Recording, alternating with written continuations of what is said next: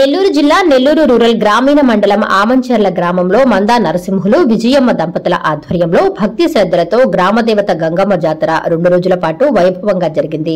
స్థానికంగా నిర్మించుకున్న దేవస్థానం శ్రీ గంగమ్మ అమ్మవారు పోతురాజు స్వామివార్ల విగ్రహ ప్రతిష్ట 41 రోజులు పూర్తి కావడంతో గ్రామస్తుల సమక్షంలో శనివారం రోజున గంగమ్మ ఏర్పాటు మండపం వద్ద సాంప్రదాయకంగా గంగపెట్టికి ప్రత్యేక అలంకరణ పూజలు నిర్వహించి పులివాహనంపై ప్రత్యేక పూల అలంకరణతో అమ్మవారిని సర్వాంగ సుందరంగా ముస్తాబు చేసి తప్పెట్లు మేళాల నడుమ పురవీధుల్లో భక్తులు వీరధాళ్లు చేసుకుంటూ గంగమ్మను ఊరేగింపుగా అమ్మవారి సన్నిధికి చేరుకున్నారు.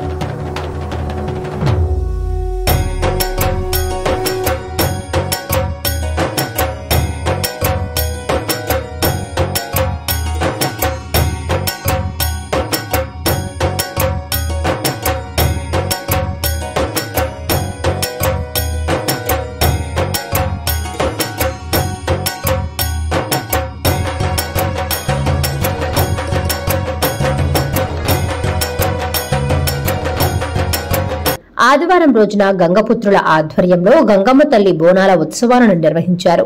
గంగమ్మ ఏర్పాటు మండపం నుంచి చెరువుగట్టు వద్ద గల గంగమ్మ తల్లి ఆలయం వద్దకు ర్యాలీగా చేరుకున్నారు. బోనాల ఉత్సవంలో పెద్ద సంఖ్యలో ఆడపడుచులు ప్రజలు పాల్గొని గంగమ్మకు బోనాలు సమర్పించారు. అనంతరం గ్రామస్తులు గ్రామ పొంగళ్లు నిర్వహించి భారీ సంఖ్యలో అమ్మవారిని దర్శించుకుని మొక్కులు చెల్లించుకున్నారు.